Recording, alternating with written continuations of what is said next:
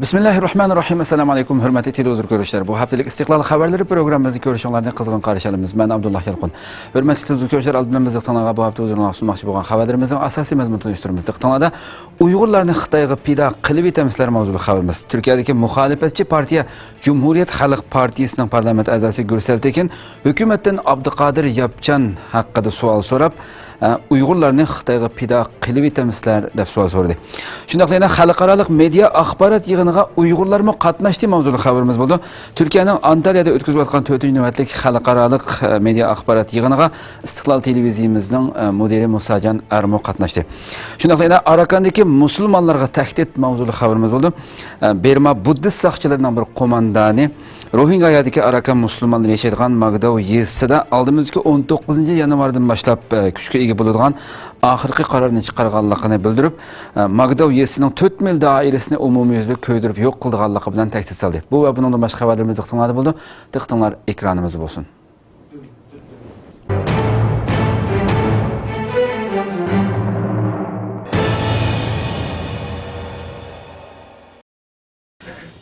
Türkiye parlamenti a'zosi Gürsel Tekin hukumatdan Uyg'urlarni Xitoyga pida qilib etamizlar deb savol so'radi.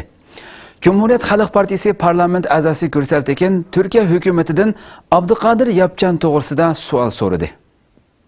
Türkiye'deki muxolifatchi partiya Cumhuriyet Xalq partiyasi parlament a'zosi Gürsel Tekin Türkiye hukumatidan Abduqodir Yapchan to'g'risida savol so'radi. Bugun Türkiye parlamentining rasmiy to'r betida shundaqla Önce Xalq Gerçek gündem qatarlıq tor bekatlarining 11-yilning 24-kundagi xabarida Cumhuriyet Xalq partiyasi parlament a'zosi Gürsel Tekin hukumatdan Uyg'urlarni Xitoyga pida qilamizlar deb so'radi mavzuli xabarga o'rin berildi. Gürsel Tekin apandi Türkiye parlamentidagi umumiy yig'inda so'z qilib, hukumatga Yapchan to'g'risida munolarni so'ragan. Türkiye'de 15 yıldan buyon musafir sifatida turayotgan bo'lsa-mu, vatandaşlık haqqi berilmagan Abduqodir Yapchan 8-yilning 31-kuni tutib ketilib, 40 kun İstanbul Maltepe turmasida qamab qo'yilgan. Yapchan Türkiye sud mahkamasi tarafidan begunoh deb qo'yib berilgan bo'lsa-mu, hozir ko'chmanlar idorasining nazoratxonasida tutib turilmoqda. Qarindishimiz Yapchan Xitoyga qaytirilish uchun tutib turilmoqda. Türkiye Shanxay hamkorlik tashkilotiga a'zo bo'lishni xohlaymiz deb aytgan bunday bir paytda Yapcanning tutib turilishi jamoatda Türkiye hukumati Shanxay hamkorlik tashkilotiga yaxshichaq bo'lish uchun Abduqodir Yapchanni Xitoyga qaytirib berishga tayyorlik qilyapti degan savol paydo bo'ldi. Cumhuriyet Xalq partiyasi millat vakili Gürsel Tekin apandi parlamentda qilgan so'zida Türkiye hukumatidan tuvandikilarni so'ragan. Birinchi, Yapchanni Xitoyga qaytirib berishdagi sabab nima? Hukumatlar Sharq Turkistonda Xitoyning qirg'inchiligiga va zulmiga uchrayotgan qarindoshlarimizga ega chiqishdan voz kechamdi. İkinci, Abduqodir Yapchanni qaytirib ber deb Xitoydan bir talab keldimi yo'q. Üçüncü, Shanxay hamkorlik tashkilotiga kirish-kirmaslik masalasining Turkiyada kun tartibga kelishi bilan Yapchanni qaytirib berish o'rtasida bir munosabat bormi? To'rtinchi, Rabiya Qodir xonimni Turkiyaga kirgizmaslik bilan Yapchanni Xitoyga qaytirib berish masalasi dunyoning har qaysi joylarida yashayotgan Uyg'urlar orasida qanday ta'sir paydo qiladi? 5. Yapchan Xitoyga qaytirilsa, uning hayoti xavfga uchraydiganligini hukumat bilamdi. 6. Davlatimizda o'z davlatida terrorchi e'lon qilingan va Daesh bilan hamkorlashayotganligi oshkorlangan Tariq Hoshimga o'xshash kishilar bemalol yashayotgan bugungi kunda Yapchan nima uchun Xitoyga qaytirildi? 7. Keyingi 10 yil ichida hukumat Yapchanga o'xshash necha kishini davlatiga qaytirib berdi. Qaysi davlatlarga qaytirildi? Türkçede gen soru deyilgen bu sual hükümetten yoki ministerlardan so'rildigan bo'lib, qonun bo'yicha hukumatning bu savollarga javob berish majburiyati bor. Uyg'urlarning pasportining yig'ib olinishi xalqaroning jiddiy diqqatini tortdi. Nyu-Yorkdagi kishilik huquq komitet ishxonasi Xitoyning Uyg'urlarning pasportini yig'ib olish siyosatini o'ttirg'a qo'ygan bo'lib, bu siyosatning Uyg'urlarga qaratilgan bir xil kamsitish va jazolash ekanligini va Uyg'urlarning Xitoy doiralariga bo'lgan g'azab va o'chmanligini texmi yuqori pallaga ko'targanligini bildirdi. Amerika ovozining 11-yilning 22-kuni bergan xabarda Nyu-Yorkdagi kishilik huquq komiteti ishxonasi 11-yilning 22-kuni munolarni bildirgan. Xitoy tajovuzchilari Sharq Turkistondagi Uyg'urlarning pasportini yig'ib olish siyosatini o'ttirib qo'ygan bo'lib, Uyg'urlarning chet elga sayohatga chiqish ishlarini cheklagan. Bu siyosat 2016-yili 10-oyda boshlangan bo'lib, Sharq Turkistondagi Uyg'urlarning sirtqa chiqish va sayohat ishlarini umumyuzlik tafsiliy tekshirish uchun qo'llangan bir vosita ekan. Xitoy doiralarining Sharq Turkistonda pasportlarni umumyuzlik yig'ib olishdan iborat siyosati Shizangda allaburun qo'llanib sinoqdan o'tgandan keyin andin Sharq Turkistonda qo'llangan tadbiri ekan. Bu tadbir Sharq Turkistondan boshqa Xitoy o'lkalarining hech bir yerida yurgizilmagan.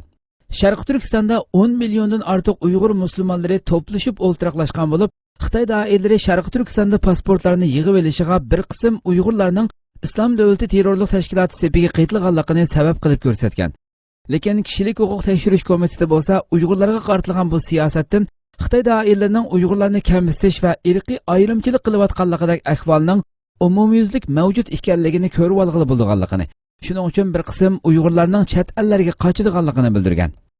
Kishilik huquq tekshirish komitesidagi Xitoy kishilik huquq ishlari mas'uli Sofi Lejasin bu haqda to'xtalib, Xitoy doiralarining Uyg'urlarning qo'ldagi pasportni yig'ib olishi uchun ko'rsatgan sabablarga ishongili bo'lmaydi. Shuningdek, bu siyosat Xitoy doiralari Uyg'urlarning erkin sayohat qilish huquqiga og'ir darajada tajovuz qilganlik bo'lib hisoblandi. Sharq Turkistonda bu xil siyosatlarning qo'llanilishi Uyg'urlarga qartilgan bir xil kamsitish va jazolash shakli bo'lib, aslida vaziyati jiddiy bo'lgan rayonda Uyg'urlarning Xitoy doiralariga bo'lgan g'azab va o'chmanligini texmi yuqori pallaga ko'tardi degan. Kishilik huquq komitetining tekshirish dokumentida deyilishicha, bu yil 10 oyning 19-kuni Shixanzi shaharlik YX idorasi chegaradan kirib chiqishni boshqarish tarmoqi mundaq uqtirish chiqargan. Uqtirishda fuqarolar cho'qim o'zi turishliq soqchixonaga berib pasportni tekshirtishi va topshirishi lozim. Bu pasportlarni YX idorasi yig'ib saqlaydi deyilgan. Kishilik huquqni tekshirish komitetining deyishicha, 10 oyning oxiridan 12 oyning boshlarigacha Shixanzi va Sharq Turkistonning boshqa rayonlaridagi chegaradan kirib chiqishni boshqarish o'rinlarining telefon aloqalaridan ma'lum bo'lgan ahvollar bu xil siyosatning haqiqatan mavjud ekanligini isbotlaganligini, lekin Urumchidagi Xitoy doiralarining bo'lsa, bu xil siyosatni oshkora e'lon qilmaganligini bildirgan. Shixanzi shaharlik YX idorasi 10-20 bir uqtirish tarqatgan bo'lib, bu uqtirishda qo'lda pasport bo'lganlarning hammasi pasportni YX o'rinlariga topshirib berishi, pasportlar YX o'rinlari tomonidan bir tutash saqlanganligi, xiloflik qilguvchilarning og'ir oqibatga qoldiganligi deyilgan. Lekin uzoq o'tmayla buningga aloqador mazmunlar ijtimoiy aloqa vositasi bo'lgan Weibo'dan o'chirilgan. Hör Sharq Turkiston munbirining bayonoti Turk axborotlarida keng o'rin oldi. 22 noyabr Hör Sharq Turkiston munbiri Turkiya raisi Rajab Tayyip Erdo'g'onga nazorat ostida turayotgan Abduqodir Yapchan haqida maktub avatgan bo'lib, bu maktub Turk axborotlarida keng o'rin oldi.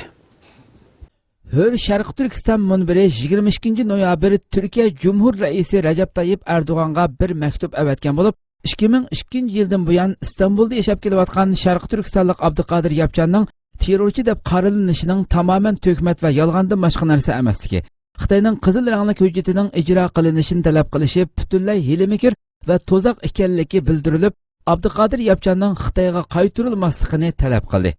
Maktubda mundaq deyilgan: Hurmatli rais, Sharq Turkistonlik jamoat arbobi Abduqodir Yapchanni o'zingizning obraziga muvofiq himoyangizga elishingizni va qarindoshlik sifatida g'amxo'rlik qilishingizni umid qilamiz.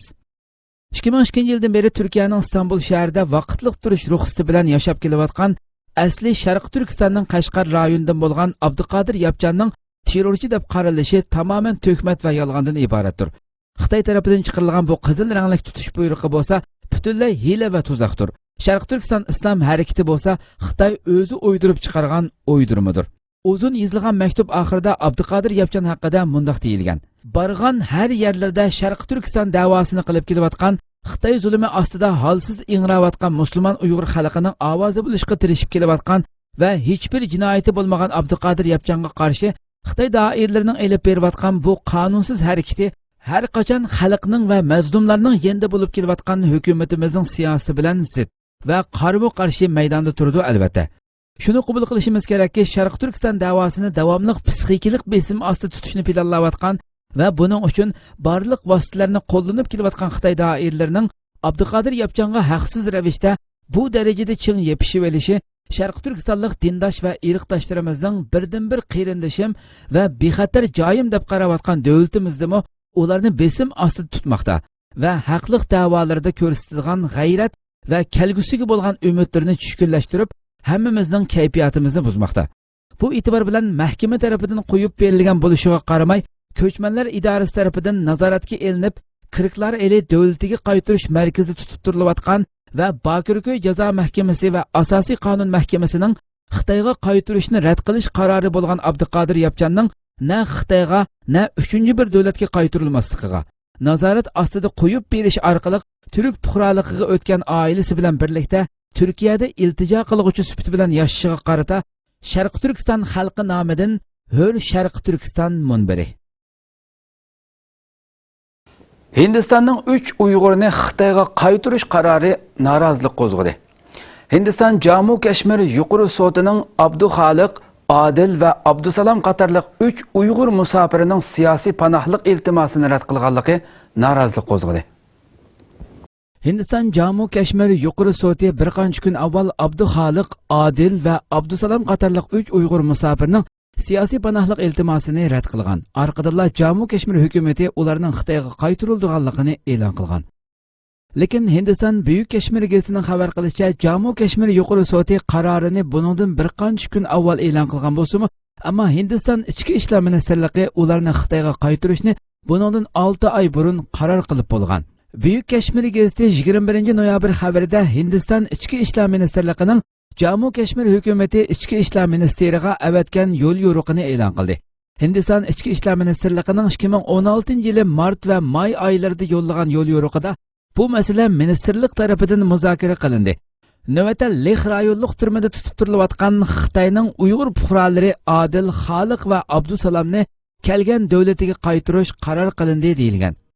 Dunyo Uyg'ur qurultiyi bo'lsa, har qanday Uyg'ur musofir Xitoyga qaytarilsa, aqibati xatarga qoldiganligini ogohlantirib, Hindiston doiralaridan Uyg'urlarni qaytarish qarorini qayta ko'zdan kechirib chiqishni talab qilamiz deb ko'rsatdi. İsrailiyada g'oyat zo'r o't ofati yuz berdi. 11-ayning 23-kundan beri Isroiliyaning har taraflarida yuz bergan o't ofati Isroiliyani Rossiya, Gruziya, Gretsiya, Italiya va Turkiya qatorliq davlatlardan jiddiy yordam talab qilishga majburladi. 11-ayning 23-kundan beri Isroiliyaning har taraflarida yuz bergan o't ofati uchun Rossiya, Gruziya, Gretsiya, Italiya va Turkiya qatorliq davlatlardan jiddiy yordam talab qildi. İsrailiya Baş Ministri Netanyahu'nun bu haqda bergan yozim bayonotida o'zining Rossiya Baş Ministri Medvedev, Gretsiya Baş Ministri Aleksis Tsipras va Gruziya Baş Ministri Andrey Plenković bilan jiddiy ko'rishganligi bildirildi. Bayonotda Netanyahu'nun 11-ayning 23-kuni chorshanba kundan beri davom qilayotgan Quddusni o'z ichiga olgan 13 o'rinda yuz bergan o't ofatini o'chirish uchun har qaysi davlatlardan o't o'chirishga aloqador maxsus aeroplan talab qilganligi ma'lum. Ma'lum bo'lishicha 3 kundan buyon davom qilayotgan va hozirgacha o'chirilmagan o't ofatida 130 odam yaralangan, 75 ming odam jiddiy tarqoqlashtirilgan. Shundaqla Isroiliya bosh ministri o't ofatini terrorlik hujumi deb ko'rsatdi. Netanyahu Isroiliyada yuz bergan bu o't ofatini o'chirish uchun maxsus aeroplan avatib yordam berishga ma'qul bo'lgan davlatlarning tang darajalik rahbarlariga rahmat va tashakkurlarni bildirgan. Xitoydan yilda 1 million sayohatchi Turkiyaga kelmoqchi.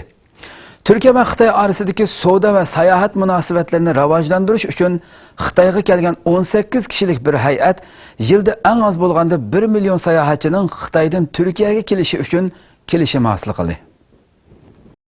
Turkiya va Xitoy orasidagi savdo va sayohat munosabatlarini rivojlantirish uchun Xitoyga kelgan 18 kishilik hay'at yilda eng oz bo'lganda 1 million sayohatchining Xitoydan Turkiyaga kelishi uchun kelishim hosil qildi. Turkiya Xitoy orasidagi savdo va sayohat munosabatlariga hassa qo'shish, ikki davlatning bir-biri bilan bo'lgan munosabatlarni ilgari surish maqsadida Turkiya bosh ministrligi Muhammad Taha Gargar o'g'li boshchiligida 18 kishilik turk hay'atini Xitoyga avatgan. Bu hay'at Xitoyga kelgandan keyin Xitoyning yuqori qatlam hukumat doiralari bilan ko'rishib, muhim kelishimlar imzolagan. İmzalangan kelishimlarda Xitoydan har yili 1 million sayohatchining Turkiyaga kelishi uchun sharoit hozirlanganligi, shuningdek Turkiyadan Xitoyga boradigan sayohatchilarga qulayliklarning yaratilganligi tilga olingan.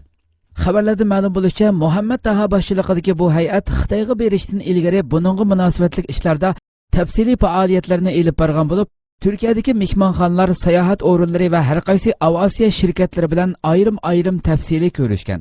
Hamda bu qatim imzolangan kelishim uchun har qanday bir salbiy ahvollarning yuz bermasligi va Xitoydan kelgan sayohatchilarning Turkiyadan mamnun bo'lgan holatda qaytishiga sharoit hozirlanganligi bildirilgan. Ammo kuzatuvchilar Xitoy bilan elib berilgan kelishimlarning amalga oshishining bakmo ishonchlik emasligini, chunki Xitoyning Turkiyaga ilgirimi bunday kelishim va va'dalarni bergan bo'lsa-mu, hozirgacha hech qanday biriga amal qilib boqmaganligini, shuningdek Xitoyning turk fuqarolariga bo'lgan viza qiyinlashtirish harakatining ko'nsiri kuchayotganligi amaliy paket deb ko'rsatdi. Xitoy va Pokiston temir yo'lining tutashtirilishi. Xitoy yozuvchi Zhang Qingsheng e'lon qilgan mulohiza maqolada Xitoy va Pokiston temir yo'lining tutashtirilishining Sharq Turkistonga qanday ta'sir ko'rsatganligi tilga olingan. 2016 yili 11 ayning 24 kuni Xitoy yozuvchi Zhang Qingsheng Chawang to'rida mulohiza maqolasi e'lon qilgan. Bu maqola undidor do'stlar chambarida keng tarqalgan bo'lib, maqolaning asosiy nuqtai nazari tuvandagidek. Xitoyning g'arbiy rayonidagi Sharq Turkiston bilan O'rta Osiyo, Janubiy Osiyo, G'arbiy Osiyo qatorliq musulmon davlatlari orasidagi temir yo'lning tutashtirilishi, bo'libmi Osiyoning taraqqiyot markazi, qatnash markazi, zimini keng odam shalon Qashqarga tutashtirilishi, atrofdagi musulmonlarning yupurilib kelib, qonunliq va qonunsiz holda ko'chib kelishi, vaqtliq o'ltirib qilishidek bir qator ahvollar Xitoy doiralariga mo'ljalligisiz bosh og'riqini elib kelib, Sharq Turkistonning muqimligiga tahdid bo'ladi. Mazkur temir yo'lning tutashtirilishi Hindistondagi 200 million, Pokistondagi 180 million, Sharq Turkistondagi 20 million, O'rta Osiyo 5 davlatdagi 65 million, Afg'onistondagi 28 million, Irondagi 80 million, Turkiyadagi 80 million, umumlashtirganda 600 million musulmonning birlashishi kelib chiqadi. Agar Xitoy-Pokiston, Xitoy-Qirg'iziston temir yo'li amaliy tutashtirilsa, Xitoy Sharq Turkistonga bo'lgan kontrolligini yo'qotishi mumkin. Hatto bu Xiris, Tibet, Qinxay qatorliq rayonlarda davolg'ish paydo qilib, ularning diniy hissiyotini yuqori pallaga elib keladi. Bu holatlar Xitoyning o'z atrofidagi 600 million musulmon bilan to'qinishib qilishini keltirib chiqarib, Xitoyning dunyo islom allari bilan bo'lgan munosabatiga xatar yetib qilishi mumkin. Bu vaqtda Xitoy Sharq Turkistonga saldak eqib kirayotgan Pokiston, Hindiston, Afg'oniston qatorliq davlatlardagi 500 million atrofidagi musulmonlarni to'sib qala olishi mumkin emas. Maqola avtori yuqoridagi tahlillari orqali Xitoy doiralarini salmoq bo'lib, yuzaki iqtisodiy manfaatga aldanmay, yuksak strategik manfaatini o'ylashga taklif bergan. Xalqaro media axborot o'rganish yig'iniga Uyg'urlar taklif qilindi. Turkiyaning Antalya shahridagi sayohatchilik rayoni bo'lgan Balakda o'tkazilayotgan 4-navbatlik xalqaro radio televiziya axborot tarbiyalash yig'iniga Istiqlol to'g'ri televiziyamizning mudiri Musajan Ar qatnashdi va har qaysi axborot organlari vakillari bilan suhbatda bo'ldi.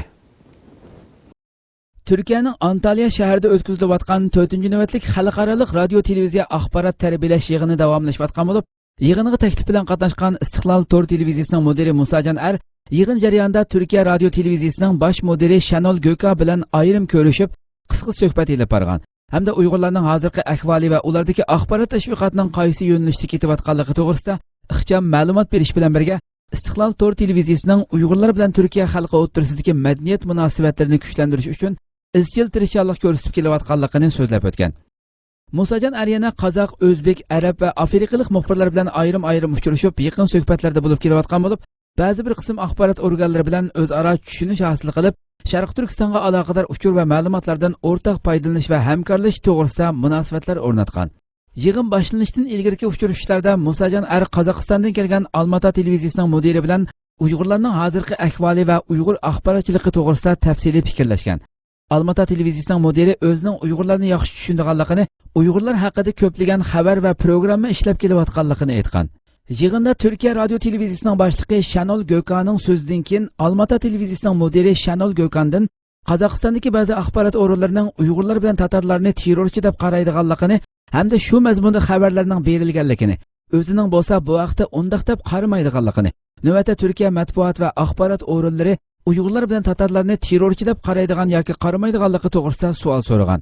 Shanol Göka bu vaqtda siz Turkiya matbuot va axborot sohasida mayli Uyg'urlar bo'lsin yoki tatarlar bo'lsin, bular to'g'risida terrorchi deydiganga munosabatlik biror programma yoki xabar ko'rdingizmi yoki angladingizmi deb savol bilan javob qaytargan. Almaty televiziyasi mudiri anlamadım yoki ko'rmadim deb javob bergandan keyin Shanol Göka demak bundan keyinmi ham ko'rmaysiz va anglamaysiz deb javob bergan. Yig'in ahli nihoyatda qizg'in kayfiyatlar ichida olqishlagan. Bu yig'inda Uyg'urlar va tatarlarni har qaysi axborot sohalarida terrorchi deb atash yoki atamaslikka munosabatlik bu mazmun o'ttirg'a chiqqandan keyin bundaq atashning aslo to'g'ri emasligi, buningdek to'g'ri bo'lmagan fikrning axborot sohasida tilga elinishining mumkin bo'lmaydiganligi Türkiye Radyo Televiziya mudirining tili orqali aniq ifodalari bilan o'ttirg'a qo'yilgan.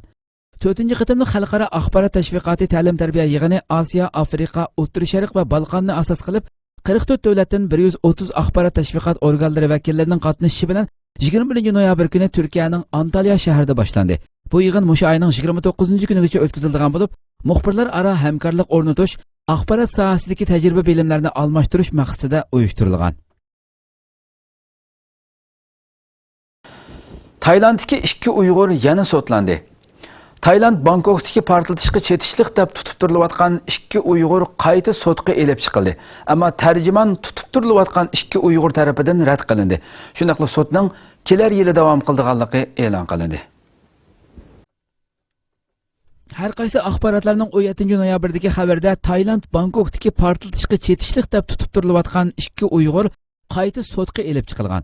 Bundan burunqi necha qitimliq sot tarjimon yo'qligi sababidan kechiktirilgan bo'lib, bu qitim ochilmoqchi bo'lgan sotga Xitoyning Taylanddagi elchixonasi tarafdan tarjimon o'rinlashtirilgan. Ammo bu tarjimon tutib turilayotgan bu 2 Uyg'ur tarafidan rad qilingan. Rad qilinish sababi bo'lsa Xitoy elchixonasi tarafdan o'rinlashtirilgan bu tarjimonning salohiyatining bu 2 Uyg'ur gumondorlarga aniq bo'lmaganligi. Shundaqla bu tarjimonning bularga ziyonkashlik qilish ehtimolligi borligi hamda gumondorlarning insoniy huquqiga hurmat qilmaydi deb qaralganligi uchun ekan. Bu 2 Uyg'ur gumondor yana oldingi qitimlardagidek bizda jinoyat yo'q, bizni qiynab iqror qildirgan deb sotning ayblashini rad qilgan. Lekin Tayland sot doiralari gumondorlarning o'zini oqlash fikrini rad qilib, sotni kelar yili davomlashtiradiganligini bildirgan.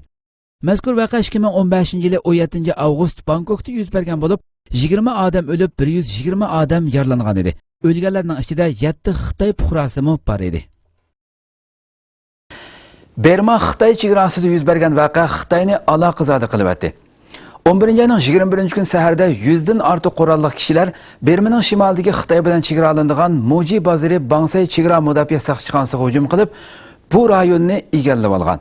Voqeadan keyin rayondagi 3000 dan ortiq fuqaro Xitoy tarafdan panohlik tilagan. 11-ayning 21 kuni saharda 100 dan ortiq qurolli kishilar Bermaning shimolidagi Xitoy bilan chegaralanadigan Moji bozori Bangsay chegara mudofaa saqchixonasiga hujum qilib, bu rayonni egallab olgan. Vaqadan keyin rayondagi 3000 dan ortiq fuqaro Xitoy tarafdan panohlik so'ragan. Xinhua agentligining bu vaqtda bergan xabariga qaraganda, bu hujumda bir Xitoy fuqarosini o'z ichiga olgan 8 kishi o'lib, 29 kishi yaralangan. Vaqadan qochgan 3000 dan ortiq fuqaro chegaradagi Vanding shahriga o'rinlashtirilgan. Xitoy o'z chegarasi atrofida yuz bergan bu voqeadan keyin Xitoy mudofaa ministrligi Xitoy qurolli qismlariga jiddiy holatda tayyorlik buyrug'i bergan bo'lib, chegarani qo'g'dash va Xitoy fuqarolarining bexatarligini kafolatga ega qilish uchun zarur bo'lgan tayyorlik holatga kelganligini bildirgan. Xitoy diplomatiya ministri bayonotchisining bergan bayonotida bo'lsa, Xitoy doiralarining Bermada yuz bergan bu voqealarni yaqindan ko'zib kelayotganligini, qo'shin davlat rahbarlari bilan bo'lgan yaqin munosabatlarni saqlab qolganligini tilga ilib o'tgan. Voqeadan keyin Kirui, Gogan, Diang, Romin qatorliq rayonlardagi millatlardan tashkillangan yerlik qurolli kuchlar birlashma bayonot e'lon qilgan bo'lib, Berma doiralarining Angliya mustamlikasidan keyin bu rayondagi millatlar bilan tuzishgan federatsiya tuzumi kelishimiga amal qilmaganligi, rayondagi osonliq millatlarga qarata assimilyatsiya besim siyosatining kuchaytirilishi, bu rayondagi osonliq millatlarga tabe bo'lgan iqtisodiy manbalarning bo'lang-talang qilinishi hamda uzluksiz yuz berayotgan besim va zulm sababidan qurolli harakat qilishga majbur bo'lganligini bildirgan. Bermaning Xitoy bilan chegaralanadigan bu rayonda Berma hukumat doiralariga qarshi pat-pat qurolli hujum qilish voqealari yuz berib turadigan bo'lib, 1970-yili 3-oyda bir qitim, 1986-yili 11-oyda bir qitim qurolli hujum qilish voqealari yuz bergan. Bu qitimqisi bo'lsa, ko'lami va ta'siri cho'ng bo'lgan bir harakat bo'lib hisoblandi. Erdo'g'an O'zbekistonda ziyorati bo'ldi. Türkiye Cumhuriyeti Cumhur Reisi Recep Tayyip Erdoğan Pakistan'daki ziyaretinden keyin Özbekistan'da ziyareti bo'ldi. Ma'lum bo'lishicha, O'zbekiston doiralari Erdo'g'an bilan o'tkazilgan suhbatda Turkiyadagi o'zbek o'qituvchi Muhammad Salihni qaytarib berishini talab qilgan. 11 ayning 17 kuni Turkiya Cumhuriyeti Cumhur Raisi Recep Tayyip Erdoğan Pokistondagi ziyoratidan keyin O'zbekistonga yetib kelgan va shu kuni O'zbekistonning burungi prezidenti Islom Karimovning qabrisini ziyorat qilgan. 18 noyabr kuni Erdoğan Samarqand shahrida O'zbekistonning hozirgi vaqtliq prezidenti Shavkat Mirziyoyev bilan ko'rishgan bo'lib, bu qitimqi ikki davlat rahbarlarining 100 turani uchrashishi 3 soatga yaqin davomlashgan. Yig'inda Turkiya bosh ministri yordamchisi Veysi Kaynak, Tuğrul Türkeş, Tashqi ishlar ministri Mavlud Çavuşoğlu, iqtisod ministri Nihat Zeybekçi va energiya ministri Berat Albayrak qatorliqlarmi birga bo'lgan. Bu uchrashuvda O'zbekiston bilan Turkiya orasidagi o'zaro ishonch va do'stlikni mustahkamlash to'g'risida bir qator suhbatlar elib berilish bilan birga ikki davlat o'rtasidagi diplomatiya, savdo, madaniyat, diniy aloqa, yezi egilik qatorliq sohalarda o'zaro bir-birini qo'llab-quvvatlash va hamkorlashish jihatlaridami muzokaralar elib berilgan. Erdoğan bilan Mirziyoyev yuqorqi hamkorlik suhbatlari jarayonida yana ikki davlat orasidagi munosabatlarda yangicha qadam bilan yangi bir sahifa ochishga, xalqaro sahnada yangicha qiyofat bilan o'ttirg'a chiqishga qat'iy irodalarini bildirishdi. Uchrashuvdan keyin Erdo'g'an hamrohlari bilan birlikda Samarqand shahrining mashhur joylarida, jumladan Imom Buxoriy, Imom Maturidi, Amir Temur, Ulug'bek qatorliq o'rinlarda ziyorati bo'ldi. Yana bir tarafdan O'zbekiston doiralari Erdo'g'an bilan o'tkazilgan suhbatda Turkiyadagi o'zbek o'qituvchi Muhammad Salihni qaytarib berishini talab qilgan. Bu xabar O'zbekistonning vaqtliq prezidentlik vazifasini o'tayotgan Shavkat Mirziyoyev tarafidan payshanba kuni Toshkent saylam qatnashuvchilari bilan uchrashgan vaqtida oshkorlangan. Ma'lum bo'lishicha, Mirziyoyev Erdo'g'anga Muhammad Salihni qaytarib berish Turkiyaning O'zbekistonga bo'lgan do'stlik va sadoqatining amaliyotdagi isboti ekanligini aytgan. Ammo Turkiya tarafining buningga qarata biror inkos bildirganligi ma'lum emas. Turkiyada panohlanayotgan Muhammad Salihning bu haqda BBC'ga bildirishicha, Turkiya doiralaridan hozirgacha buningga munosabatlik biror ma'lumot topshirib olmaganligini, agar Turkiya bu talabni qabul qilgan holatda o'zining hech ikkilanmasdan Turkiyadan chiqib ketadiganligini bildirgan. Ikki davlat o'rtasidagi uchrashuvdan keyin Turkiya tashqi ishlar ministri Mavlud Çavuşoğlu Turkiya va O'zbekistonning birlikda vizani amaldan qoldirishining mumkinligini bildirgan. Arakandagi musulmon mahallelariga tahdid uqtirishi tarqatildi. Berma chegara qo'g'dash soqchilarining bir qo'mondoni 17 noyabr Rohingayadagi Arakan musulmonlari yashaydigan Magdav yezisida 19 yanvardan e'tiboran kuchga ega bo'lgan oxirgi qaror uqtirishining chiqarilganligini bildirib, Magdav yezisining 4 mil doirasini umumyuzlik ko'ydirib, yo'q qiladiganligi bilan tahdid solgan. Berma chegara qo'g'dash soqchilarining bir qo'mondoni 17 noyabr Rohingayadagi Arakan musulmonlari yashaydigan Magdav yezisida 19 yanvardan e'tiboran kuchga ega bo'lgan oxirgi qaror uqtirishining chiqarilganligini bildirib, Magdav yezisining 4 mil doirasini umumyuzlik ko'ydirib yo'q qiladiganligi bilan tahdid solgan. Dunyo bulteni to'rida Arakan musulmonlariga qartib chiqarilgan bu oxirgi qaror uqtirishining tafsiloti berilgan bo'lib, mundaq 6 turni o'z ichiga oldi ekan. Birinchi, biz har qanday bir vaqtda o'zimizga mos kelgan shakllar bilan sizlarning yeziga bostirib kira olamiz. Shunga qechishga urinmasliginglar kerak. Agar qechishga urinsanglar, yezanglarga urush echib, hammanglarni o'ltirib tashlaymiz. Ikkinchi, o'zinglarga yaqin bo'lgan soqchi ishxonasiga berib, o'yinglardagi kaltak, pichoq va boshqa tig'liq asboblarni darhol tizimlatib topshirishinglar kerak. Uchinchi, yezidagi har qanday bir gumonliq odamni bayqagan hamon darhol bizga xabar qilishinglar kerak. To'rtinchi, o'ylaringlarning atrofidagi har qanday to'saqlarni elib tashlashinglar kerak. Beshinchi, bizning xohlagancha oqtirish va tekshirishlarimizga shartsiz bo'ysunishinglar kerak. Oltinchi, bizning qurolliq kuchlarimiz xohlagan vaqtda va xohlagan shaklda sizlarning yeziga kiradi. Bu vaqtda shartsiz qarshi elish majburiyatinglar bor. Agar undaq bo'lmaydi ekan, Dargizar va Pevin Piuchang yezilarini ko'ydirib tashlaganga o'xshash, bu yezilaringlarni ham butunlay ko'ydirib tashlaymiz. Agar o'rinlashtirishlarimizga qarata qo'g'dinish xiyolida bo'lsanglar, havodan hujum qilish orqali butun rayonni o't ochar qurollar bilan tub-tuz qilib o'tamiz. Chegara qo'g'dash soqchilari tomonidan chiqarilgan bu uqtirish Rohingayadagi 21 yeziga tarqatilgan. Hurmatli televizor ko'ruvchilar, shuna qilib bu haftalik Istiqlol xabarlari programmamiz mushada oxirlashdi. Kelar qatimqi programmamiz ko'rishgacha sizlarni Janobi Alloh topshiramiz. Shuna qilib program oxirida ekran orqasiga barliq xizmatdoshlarimga ko'pdan ko'p rahmat aytaman. Assalomu alaykum va rahmatullohi taala va barakatuh.